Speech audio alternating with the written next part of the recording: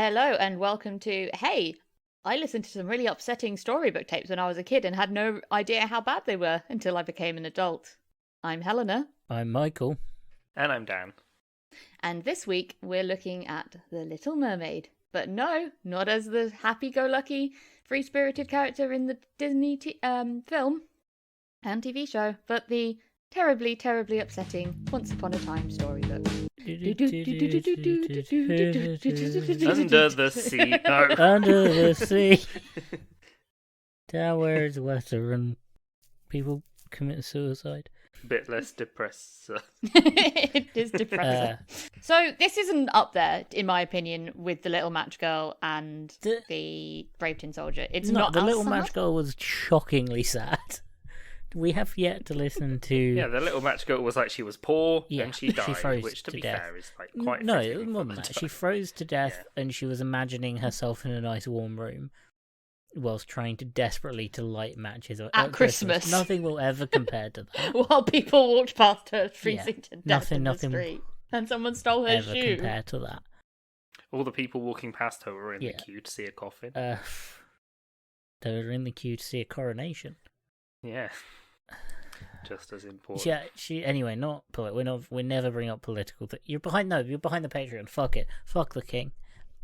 Say that on the main this is a anti-monarchy podcast. I mean, listen to our episode on Dragonheart. That's all you need to know.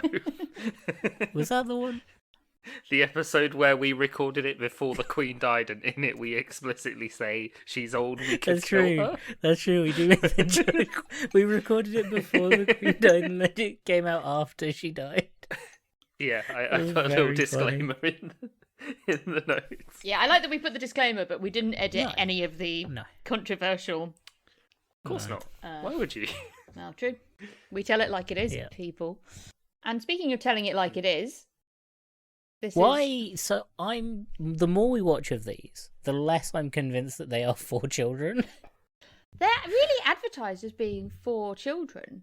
They are not for children. Just like cassette audible of old stories, and they don't edit it to make it for children. They do not Disneyfy them. Not at all. Kids get to be sad.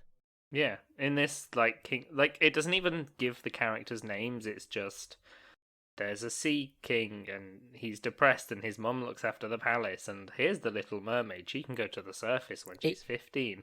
Now she's 15. She can go to the surface. She sees a guy. What's really odd about this is the amount of times it calls Ariel the youngest of the number one makes a point that she is the youngest of the mermaid sisters, the daughters of Triton, the daughters of the Sea King. Mm-hmm. It really feels like it was desperately trying to avoid copyright when it was like it's not Triton, it's a Sea King, it's not Ariel. No, it doesn't give them names at any point. Yeah, the amount of times the story calls her beautiful is really weird. Because then it's like, when she turns 15, she can go to the surface. And she was beautiful the entire time. How hot is this fish woman? This 15-year-old fish girl. And then, every time her sisters got to go to the surface, she was very jealous. Yeah, they got to go. They each got to go each year. The next one would turn 15, and get to go up and see the surface. I kind of liked that because it was a wondrous thing, and there's a grandmother in this one where there isn't one in the Disney film, and the grandmother tells her all these stories about the surface and makes it sort of a wondrous place. And it's not like, her dad is like in the Disney film is all like, no, they're barbarians, don't go near them, they're awful, and the crab is all like, it's better down here, down where it's wetter under the sea. Yeah. Whereas in this, she's not a surface kleptomaniac. She just they're just like, go have a look. It's all right. Don't worry. And so she goes, and she obviously Eric Prince, the prince. I don't think he's named, is he? No, he's just the prince. No, it's just the prince. He's on a ship. He's on a ship. She sees him through it's going down. It's not going down just yet. She watches the party first. Oh yeah. Yeah, she sees him through. She sees ship. All of these people having so much fun, and the one that's having the most fun and is the most handsome is the prince. Yeah. again, and then it would be like, and then the mermaid it beautifully jumped off of the ship. Fucking weird. The amount of times. It's, yeah. I mean, like, even when it's not creepy, these stories have an air of creepy about them. Yeah. Yeah. The voice is weird. And like distant and not okay. Yeah. Yeah, he sees the ship goes down because the of storm destroys the boat again, and she's like, oh, he's gonna come down with here, and then she remembered that men cannot live in the sea. Yeah, she's like, and he would be exact wording. Yeah, she's like, and he would be dead long before he reached the bottom. It's so creepy. But no, as long before he reaches her father's kingdom is the way it's put, which is so creepy. Yeah, because it's so quite creepy. it's a very like clipped tones, posh lady's voice that's narrating this story. Yeah. And it is quite chilling a lot of the time. Yeah, it's definitely the narration voice that makes it that sort of distant and creepy and just weird. It's so uncomfortable. So she does drag I want to call him Eric, but this isn't Eric. This is just the prince. But she delivers the prince to the shore alive but unconscious. But he doesn't. She waits to make sure that he gets found. Yeah. But he doesn't. By some girls that are walking on the beach, and then he thinks that they rescued him, and he's like, "I'm in love with you." Because this prince still as thick as Prince Eric. Oh yeah. Yeah. Still Well, as the brain things they damaged. kept. Still unconscious for But- way too long. Yeah. Underwater. But Ursula in this, less thick, No, yeah. but with two C's. Ursula just a normal normal fish sea witch. sea witch. Oh, Ariel does have a cry though. She cries a She lot does. in this one. She does cry a lot more in this one. Yeah, To be that's fair, the, she that's might the have reason been, the sea's salty in this one. she might have been crying in the other one. We just couldn't tell. No. You just couldn't. Yeah. But yeah, she goes to the sea witch. The sea witch again is much harsher in this one. Yeah. Yeah. I can't remember what is the exact deal because it's so much yeah, worse. it's that it'll be a potion, and it's only for like a day or something, and she'll have legs instead of a fishtail. But the thing is, in this, the Little Mermaid's like, if I get the prince's love, I'll gain an immortal soul and I'll never die. Yeah, Like, but where the fuck does that come from? if you don't imagine it, you die. If you don't manage to do it, you will die. Yeah. But if you do, you'll gain You'll an be immortal immortal. soul and live forever. And then Eric will get old and die, and you'll still be a young mermaid. And to be fair, Ursula always wins. The sea witch always Yeah. wins. yes, And the sea witch still takes her voice, and yeah, and it's described as feeling like a sword cutting her fishtail in half. And that's the thing it's- that's really missed out in the Disney one, isn't it? Is that she's in Yeah. crippling chronic pain. No, Yeah. she's just got wobbly legs for a bit in that The- one. Whereas in this, every single time she walks, they're like, it's like knives in feels her like- feet. needles running through her legs. Feels like It's she's walking on tries to hot walk. coals. It's so much. And needle. More- Yeah, it's like while the moon It's- was still up, she drank the potion and felt as if a sword was going through her body. Yeah, She fainted and lay on the floor as if she were dead. It's yeah. like, it's dark. It's a lot more bleak than Yeah. Disney's Little Mermaid. Unsurprisingly, it's one of these story Yeah, that's tapes. So they get it's to the surface. oh yeah, it just gets worse and worse. Like Yeah, he doesn't fall It in love with does. her. no. And Which is even how it worse, would he be. then He falls Yeah. in love with some other girl who is the one that rescued him on the beach. yeah. Yeah. But he's like, but you still mean a lot to me because she like does some sexy dancing essentially. She does, but while she's dancing, her feet hurt. Yeah. Yeah. And she starts to really miss her sisters and is kind of realizing that she's fucked up.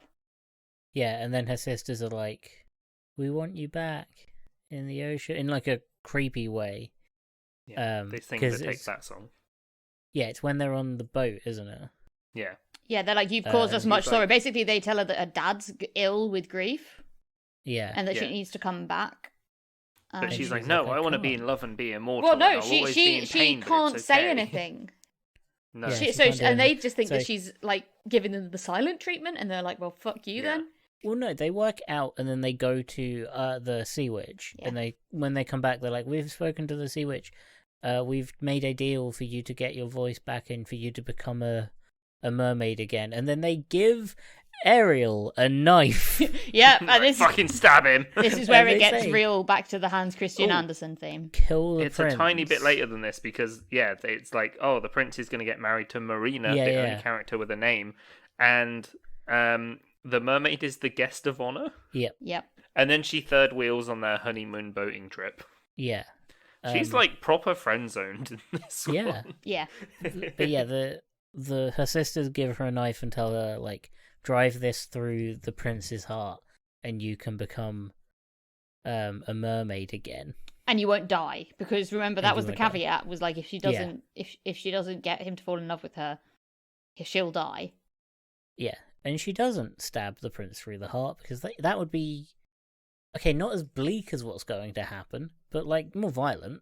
That would be murder. Yeah. So she jumps into the water. So she doesn't. So she deliberately lets herself die. Well, no, that isn't clear. She just dives into the water to begin with, and she's like, under the water she can see all of these animals flying above her. And then she can talk again, and I'm like, she's dead. And she looks up, and she looks into the sky, and there are people up there, and they tell her that they're the princesses of the sky. Yes, and she's like, she'll have an eternal soul by doing good deeds. Yeah, you can come with us to a place where you can have an eternal soul by doing cries good again. Deeds. Yeah, of course. And then she gets taken up into heaven. And they spread love and happiness, and it's all okay, because it's okay when these characters die, just like the little match girl. Yeah, it really just ends. It's like she dies. She goes to she goes to not heaven, but like sort of heaven adjacent. Purgatory. If you do enough good deeds, you can go to heaven. Purgatory. But she's Mermaid definitely heaven dead. Is just land. But what she saw, like, what's even worse is when she's like going there, when she's in the sky, she says she can hear the prince and Marina looking for her. Yeah. But she can't return. Even if she wanted to. No, because she's dead. So basically, she sacrificed herself for some dick. Yeah, and it went wrong. Yeah. It went wrong. But yeah, at least she doesn't murder him. She does make it all the way into the bedroom, though, with the knife. Yeah, she's like, about to. There's definitely a part of her that's like, I could do this. I probably should have.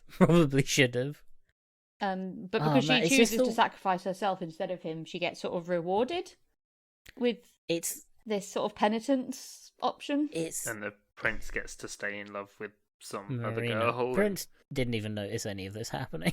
No. He was asleep. Prince and Marina and the Diamonds, they're all asleep. She just goes by Marina now. Yeah.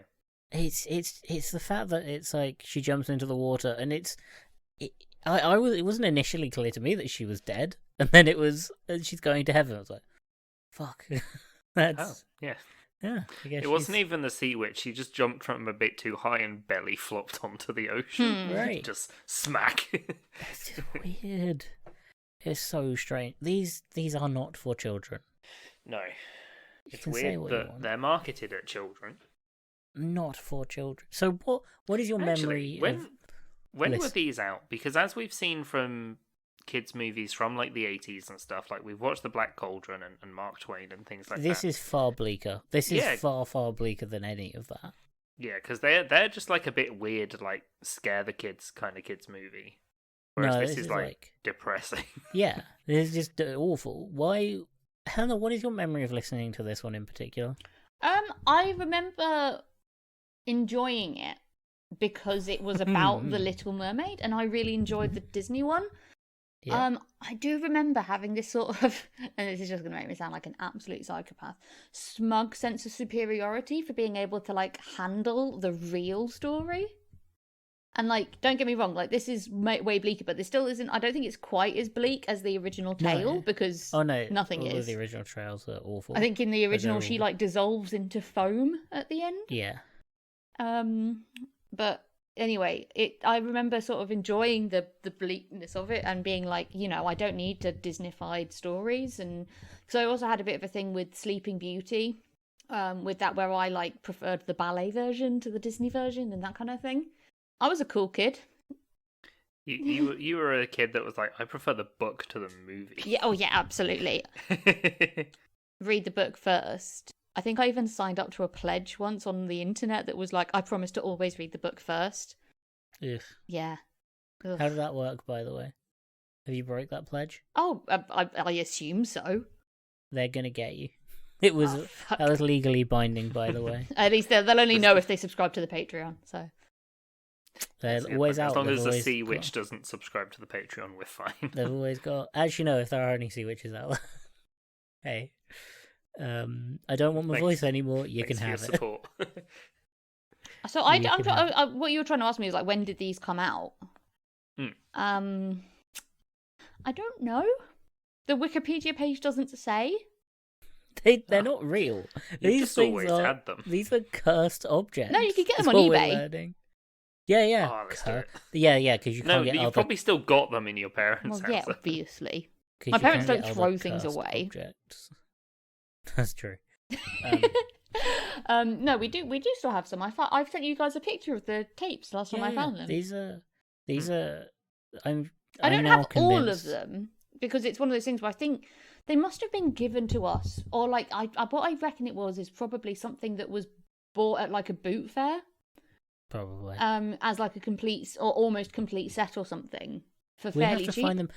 I mean, that could be fun. Let's find the missing ones. Yeah, it looks like there's a lot of them on eBay. Actually, no, I want to not have a complete... I feel like if you get a complete set, something happens. Yeah, the faces, there's 60 of these altogether. Yeah, there's one called the Little Parsley Girl. Do you think she's like the Little Match Girl, but like with veg? But with parsley? Yeah. She runs out of time. The Elephant's Child, that sounds like a good one. The Big-Nosed Dwarf, Iron Jack. Johnny Cake? I definitely didn't have Johnny Cake. Oh, maybe I did. Actually, that rings a bell. How a cake thought he was the fastest in the world in getting away from people and animals, but not as fast at thinking. Rough beard.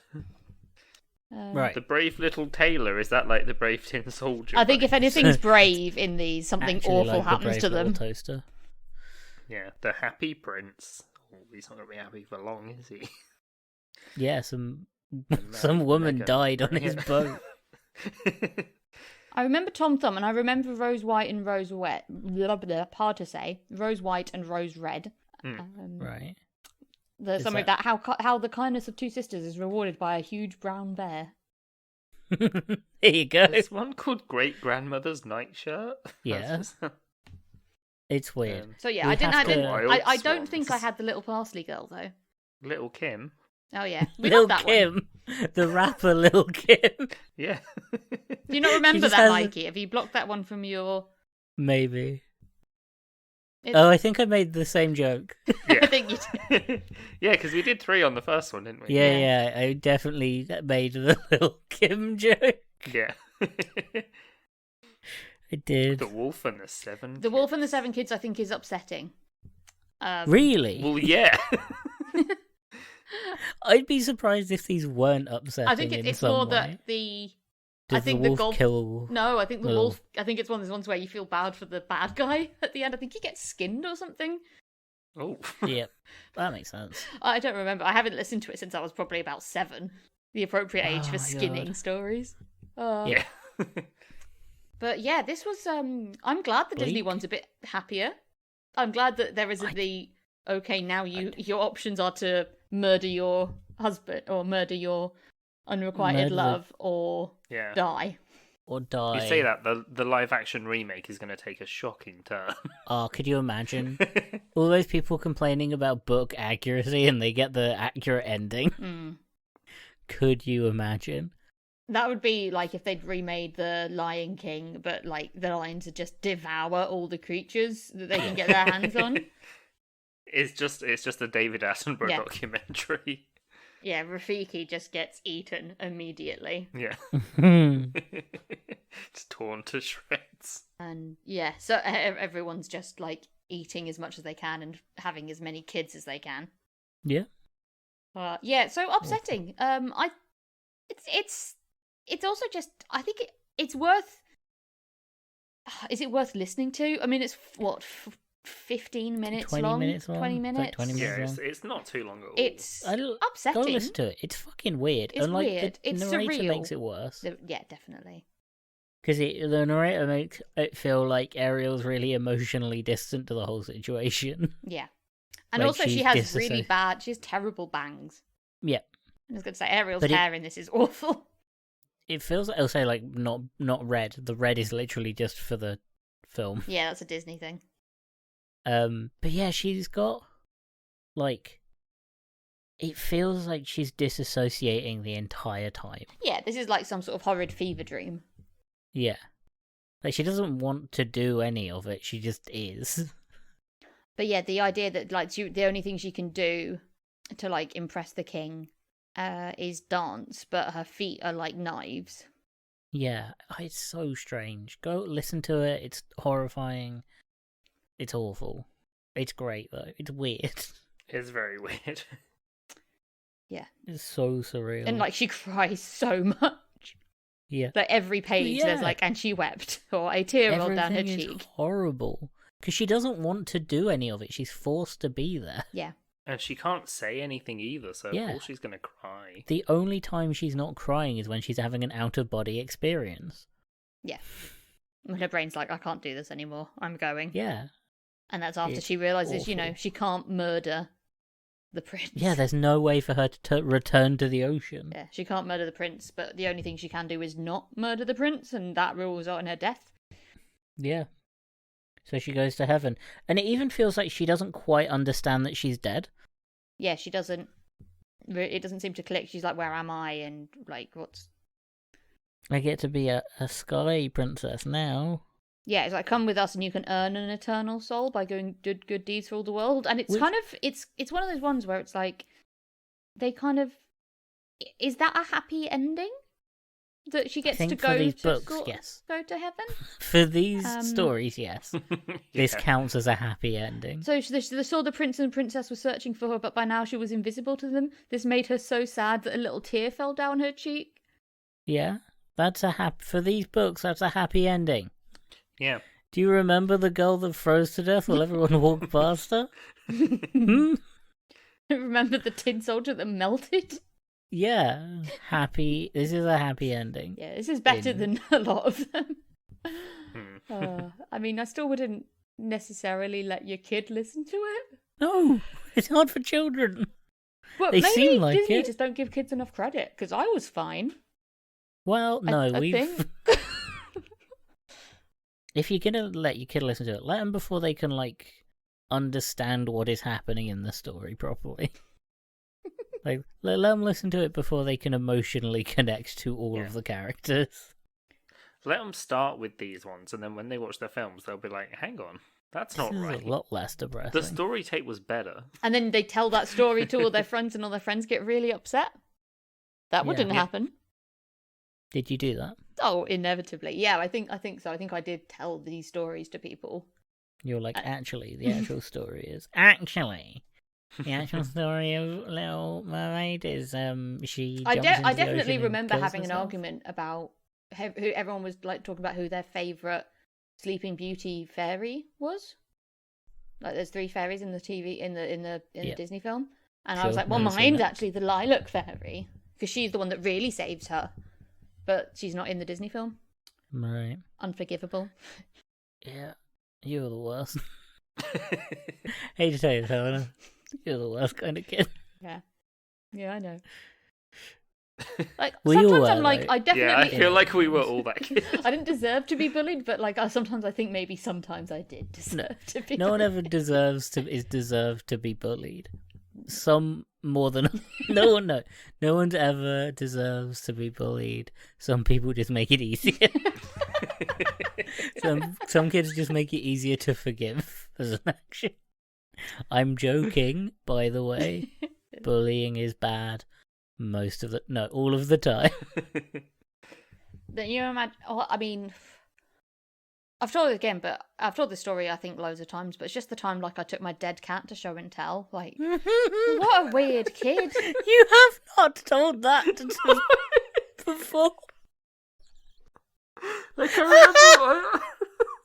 I've had something similar where I was helping my granddad dig a pond and I found a cat skull, so I took that in to show and tell. Yeah, that's fine. I'm taking a sheep skull in. Oh, dead cat. But like, in my head, before you explain what actually happened down there, we get to describe the way that we were imagining it. So okay? this was year 4. No, okay, cool. Okay, if on the way to school the cat's been hit by a car, you're like, shit, I need something for show and tell. Right. This'll do. I forgot. In my head, the cat had been dead. You were like waiting to bury it, and you were like, "I'll take it in." So you put it in like a shoebox. Took it in without telling anyone, and then when it came to your turn, you literally just pull the dead cat out and just kind of hold it up by the scruff of its neck and be like, "This was my cat." I mean, you're Is both that what wrong. happened, Diana? Damn. But not as wrong as you think. Which one of us was closer? Mikey. So I didn't. Okay, so my cat was beloved by many of my friends. He's called George. He was an excellent ginger cat. We all loved him. Got very sick and he died at the vets. This was the first death I'd sort of ever experienced. Yep. Sorry about laughing at it, but it's no, it's fine. Very funny. Like a dead cat. And the literally cat... 2 days away from the recording date is a year since Jess died as well. Oh, sorry. She... Did you take it into show? So... No, but she's on the shelf. Yeah, the cat was cremated, as I assume Jess was. Yeah. No, that's also just... Taxidermy.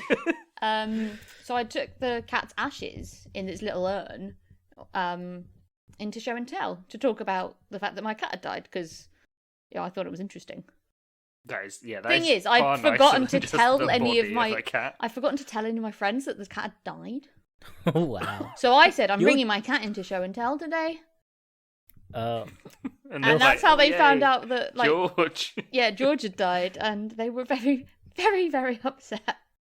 Your teacher was like, "I've got a lot to deal with this." Yeah, no, I put a lot on her plate with no warning. As soon as you brought the little urn out, she was like, "Oh no!" Well, I remember one of the girls being really confused. She was like, "Well, the cat can't fit in that." Hang on, that's not a cat. That's a really no. Oh, unrelated, but sort of related.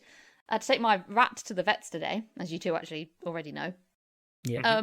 So when I booked, I was like, name's Heath. They're like, what's your surname? Okay, what's your pet's name? Ozzy. And they just look you up on the system. Turns out I hadn't actually registered that particular rat. I'd only registered the last one that went in when he was sick. Right. And their records had me in as a 43-year-old cat called Ozzy. So I obviously get there with my very small rat carrier. Mm-hmm. But you can't see through it. It's opaque on the sides, and then it's got a lid. Yeah. So they it took them a while. They're obviously talking to each other at reception, and they're like, "Can you come back a second? That's not a cat, is it?" And then obviously this cat isn't going to be 43 years old anyway. So yeah, it's a really old cat in this book. Oh wow. Yeah, so I had to be like, "No, that's not me," and they're like, "Yeah, this is someone else's record." Yeah, it turns out there's a few people called Heath with the surname Heath that have a pet called Ozzy, or have had a pet called Ozzy. Because I assume this cat's been dead a while and is just still on the vet's records. 43-year-old. Because 43 years old. Yeah, it's been a while since they took that one to show and tell. I took my live rats to show and tell once. Yeah, that's cool. That's very fun when half the class will no longer talk to you. And you can't quite work out why. And then you're like, "Oh yeah, I brought live rats in. I'm the rat kid." I've sometimes had my rats out. It always sounds dirty. Sometimes I get my rats out on the team meeting on Teams. Yeah. At work, and it is very 50-50 split of people who are like, "Oh, they're so cute," and people who are like horrified that I have this vermin in my house. Yeah. The funniest part about taking them to show and tell was because I took them a few times with different teachers because it's always funny. After the first one, you're like, actually, it's quite funny. There was always one or two of the teachers would be like, "Can you put your rats away now?" Because they were like, "I'm not going near them." They were utterly terrified of the rats, but they couldn't be like, "No, you're not allowed to have your show and tell animal." She's very funny. It's great, yeah. They're The fun thing about that is that you'd have had to be walking around with them all day at school. Yeah. Well, no, you put they were allowed in the classroom. Yeah. And then I'd just sit with them during the break and have good rat time. Yeah, to be fair, rats actually do really well, like, during the day in a little box, as long as it's, like, ventilated and they've got food and water. Yeah, like, quite like rats it, are actually, if they're snoozing, chances are they could be in a massive cage, they'd all be on top of each other in one corner anyway. Yeah, they enjoy it. Yeah, our rats have travelled and been in in cars and stuff in a little... Yeah. I got the carry case. It's kind of technically, good for one rat, but I'm not going to get a bigger one. No. When I was slightly older, I used to take them for walks on my shoulder. Aww. That was very fun. One time I had a policeman approach me and be like, "Is that meant to be on a leash?" And I was like, "No idea." And he was like, "Me neither." He just let me go. That was a weird interaction. There was a guy that used to come into the shop and he'd have just a chameleon that was on his hat. Yeah, there's a dude that walks around my quirky. town. With... Yeah. That's Zoe Deschanel level quirky. Two parrots. There's a parrot guy in my town. He's great. Oh, there's a guy that comes into the shop with a ferret on a lead sometimes, but it fucking stinks. Yeah, ferrets ferrets stink. They're like house-ruining level level stink. And stuff. They're awful. Yeah. There is a way to lessen it. You have to to get rid of their stink glands, don't you? Yeah, like I mean there is also a things you can put down that kind of neutralize the smell. Ugh. Yeah. They're not that useful, not that powerful though. It's more a can of Lynx Africa. It's more of it can neutralize it so you as the owner can get used to it. Yeah. But no one will ever go in your house again ever, and you won't be able to sell it. No. Ferret smell is not something you can get used to. It's pretty bad. Yeah, it's bad. Yeah. Polecat smell worse. You're not really meant to keep them in your house. Yeah. When the little mermaid died, do you think she had that horrible dead fish smell? Probably. Yeah, after a while. I mean, no, because she kind of gets absorbed into the sea. True. She becomes... Well, it depends on what... Well, actually, no. She becomes... She becomes a ghost angel. Yeah, she becomes a ghost. And then all of the sharks and fish and that all eat her body, because that's exactly what animals do. Yeah. I was going to say, they don't see her Madeline style... face down. Face down. Yeah, no. Face down in the ocean. Oh, I guess she's a dead fish. She'll be belly up, won't she? Yeah, face down in the ocean, and then she floats around belly up, but her eyes and tongue have already been eaten by something. Yeah. So it's just and then eventually bit more horrific. She sinks to the bottom of the ocean to be eaten. That seagull, her friend, is just eating her face. Yeah, just pecks her eye out. She's eaten by deep sea creatures. Yeah. Yeah, I prefer the Disney one. I'm just gonna say it. I was describing the Disney one. Yeah, they did a lot of weird animations for that movie. A lot of it got cut.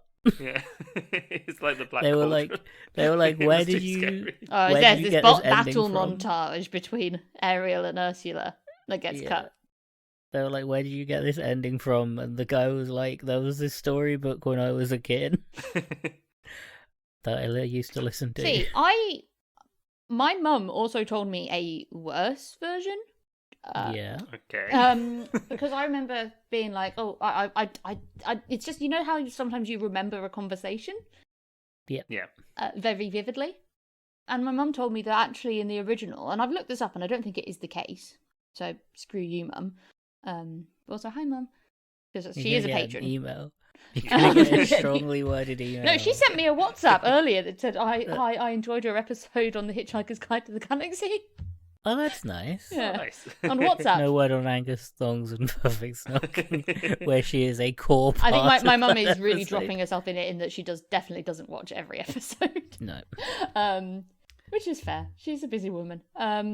She told me that Ariel... Best wishes. So we get to the scene where she's got to choose between... She's got to stab Eric to death. Yeah. The prince to death. And in my mum's version, she stabs herself instead. Nice. And falls into the sea dead. Wow. She's like, I won't let the Ursula take me. It's because your mum had a different set of story tapes. Yeah, maybe my mum thought that these story tapes were fine because the ones she had as a kid were even more horrific. Yeah. She was like, these ones are cheery. Her one about the little match girl was... I can't imagine how you'd make the little match girl worse. Diet. You don't want an answer to that. Yeah, I don't. Face down in a river. I could answer it. You don't want the answer to that. The warm feeling is actually like foxes eating her feet. Sure, that was bad. Yeah. Yeah, that's the worst one. Let's stop it there. Okay. Oh well, so out of 10, guys. Do we rate these? I don't want to. Yeah, no, let's not rate these. We don't need to rate these. Okay, so not They're just 10 knives out of 10. Nightmares. 10 mermaid suicides out of 10. I mean, what's a little bit of suicide for a story? 10 knives slicing a fishtail in half so they become feet out of 10. Awful. It's so scary. It's awful. Just go listen to it. It's bleak. Go listen to it and be glad they didn't animate it.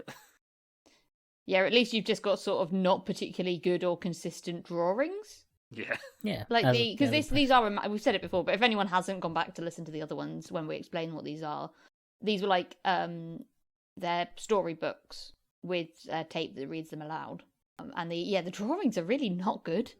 Just that's my opinion, but Yeah.